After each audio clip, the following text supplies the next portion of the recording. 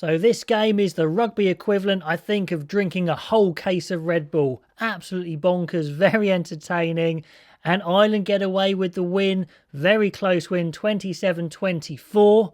I did think Ireland would edge this game in my preview, but I didn't think the game would quite be like this. But any game involving Scotland, I guess, is going to be entertaining. So hi guys, welcome back. Let's get into this game. First of all, a strong start from Ireland, and Ireland had some strong periods in this game, and I think they are deserved winners. Scotland, for all their periods of genius, just weren't tight enough in the game in certain areas. They get a nice quick penalty. Russell infringes at the ruck, 3-0 straight away to Ireland. And then they come in with a try just a few minutes later. It's very interesting. 2 huge bombs from Sexton cause chaos. Henshaw gets the try in the end. And actually he does cause Ireland to regain possession in the first place. Then there's some good phases. Then another bomb. Wicked bounce of the ball. Maybe Scotland could have dealt with it better. But Henshaw cleans up and gets the try. So the perfect start for Ireland. 8-0. Absolutely. But then a few minutes later, Scotland get on the board. Nice kick from Russell. And in this half, I think Ireland probably should have pushed further ahead, really. They had a big maul that they should have scored from. They're putting huge pressure on the Scotland line out, stealing ball, making Scotland maybe push that line out a bit too much. And really, if Scotland were to get away with winning this game, it wouldn't have been because of the line out, because that didn't help them at all. That's a massive area they need to get better at. Is it the Paul O'Connell factor? I said that last game for Ireland. I thought I saw improvements in the line-outs for Ireland, and we've seen it again here, so I'd say yes. Paul O'Connell is having a big effect, as you'd expect. So he'll be loving that. Scotland are fast, they're loose, they're exciting. You never quite know what you're going to get with Finn Russell. Often it's very good, can be very close. In the scrums, a pretty even contest. Healy gets a penalty early on. Then Nell gets a penalty against him later. So that wasn't too as influential as the line-outs. Then we get a bizarre try on 27 minutes that turns the game on its head. So Ringrose gets caught out. He kicks very flat, gets charged down by Hogg. Hogg kind of plays human pinball and pings the ball into his face. It looks like it's a knock-on, but it's not. Then he chips in field. Russell doesn't bother picking up the ball either, so chips ahead. Nice little chip. Regathers try. Absolutely bonkers stuff. But Scotland go ahead 10-8. Then Nell gets his really impressive scrum penalty against Healy, but it goes to a line-out, but the line-out is really letting Scotland down, more problems, and actually ends up in a penalty to Ireland from a Tadhg turnover. So Ireland go back ahead 11-10. And then any game involving a French ref, I think at the moment, is going to be entertaining. I think Sutherland creams Romain Poit in a charge down first of all, but he doesn't hold a grudge and he actually gives a penalty to Scotland just after that. But a really poor kick from Russell this time at goal, slices it nastily wide. Then more heart-in-the-mouth stuff from Russell, goes for a cross-field kick, living on the edge, could have been a try either way. And I'm just thinking at this point, Gatland's watching, he knows, he's not stupid, he knows how amazing Russell is, running, kicking, he tackles well when he wants to, but my goodness me, he's loose. He'd have to get him playing a slightly different way for the Lions, I can think. Gregor Townsend has kind of given up controlling Russell and he's letting them have free rein, and it is making Scotland do some amazing stuff. But I just wonder what Gatland's thinking about Russell. Let me know what you think. Anyway, Price goes offside just before half-time, and then it goes out to 4 points, so 14-10 to Ireland. And the penalty count definitely was a problem for Scotland, giving away some penalties that made them really struggle in this game at times. Ireland just want to control this game. You feel if they can keep control of the game, stop Scotland play their harem-scarum stuff, they could win. Scotland needs to get their hands on the ball. They know they're dangerous. Into the second half, it's fast, it's frenetic, there's penalties going either way. It really is end-to-end stuff, and you're just wondering who can take control of this game. Some nice classy touches from Keenan at fullback. He does look a quality player. Ireland are still edging the breakdown, winning some penalties, turning down kicks at goal, which is interesting. Both sides do that.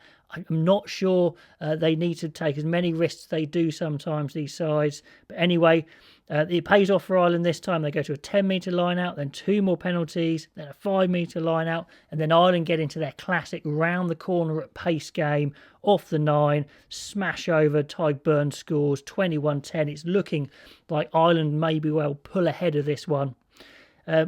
Romain Poit gets his head right in there and awards a try. You think the TMO might be called upon, but he's happy.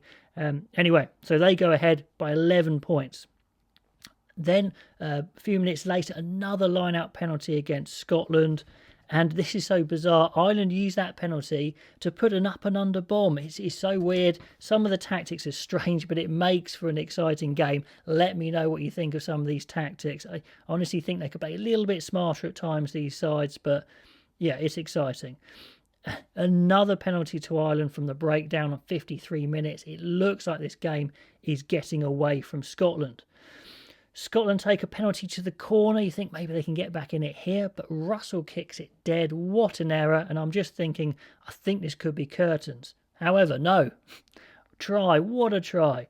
Price takes a tap penalty when you're thinking, oh, is that a good idea? But they start getting into their fast attack. Hogg hits the ball at extreme pace. My goodness me, he's looking sharp in this championship. He moves the ball onto Hugh Jones, again hitting at great pace. Bit of some shocking defence from Lowe. It is his Achilles heel. It's a reason why I didn't pick him in my side for this game. But anyway, Jones piles over. It's 17-24. Scotland back in it. Anyway, and then we go. 5 minutes later, Ireland get into some long attack. But at this point, Scotland's really fired up. Some big hits. And actually results eventually in Lowe just putting a shocking pass into touch. So a poor 10 minutes for Lowe for sure. I wonder if he'll retain his place actually. Then on 66, if this game couldn't get more crazy, Scott Steele, the replacement scrum half, goes to pack down at blindside, gets into some rucking duty. Pretty bizarre. Then Henshaw smashes Van der Merwe into touch, kind of gives him a good earful after that. And then Van der Merwe comes back into the game, smashes into midfield with one of his powerful runs, leads to a penalty, 5-metre line out. Can they win the line out? Yes, they can win a line out, get another penalty and another penalty, not taking the 3 points. There is time to take 3 points and come back, but they don't want to. Another bizarre moment where the ref wants Sexton to speak to his players. Sexton is petrified the French ref will just blow the whistle at any point and they'll be caught out, but he tells him not to panic. I'm not going to muck you up this time, as he speaks to his players. And Scotland get into a driving game, 1 metre out drives. They've got a score, goes wide to Van der Merwe.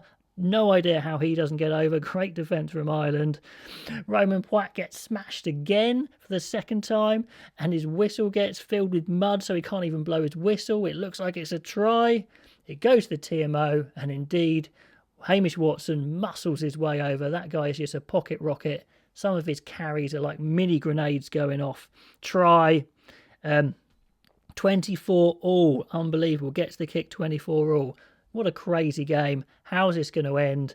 And then we get an amazing charge down from Baird. My goodness me, what a frame this guy has. They get the penalty. Sexton lines it up. Not an easy kick. It looks like he's hooked it left, but he hit his wobbler kick, maybe on purpose. I don't know. Weird, really weird kick. It fades back in. What a way to finish the game with a wobbly penalty goal. 27-24.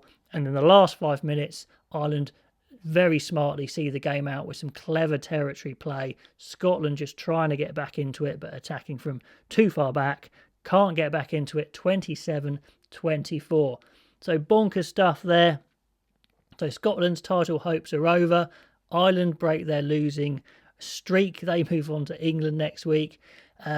For Scotland, moments of genius, but can they really win a tournament playing this way? It's just a bit too loose at times. I think they need to tighten up, but it is bizarre. Gregor Townsend has gone into periods where they played loose, then he realised it wouldn't work and they played a really tight game, and now they're going back to a really loose game. It's entertaining, but Scotland fans, let me know what you think. Should they just keep going how they're going, or should they find a bit more of a medium? Ireland, when they get into some control, look really good. The lineouts look really good. Defence-wise, breakdown were decent. Some impressive performances from the likes of Connors, I think, is really, really impressed. Maybe taking the first choice open side slot for me. Very physical, great D. And Henshaw looks, absolutely on top form. For Scotland, I mean, there's some great performances over the park, but maybe as a team, they just need to tighten up in places, definitely improve their line-out drill for sure. Anyway, guys, love to know what you think of that crazy game. The whole weekend of rugby, just a great advert for rugby. Such a shame that fans aren't there to witness it firsthand. But anyway, guys, I will catch you next time.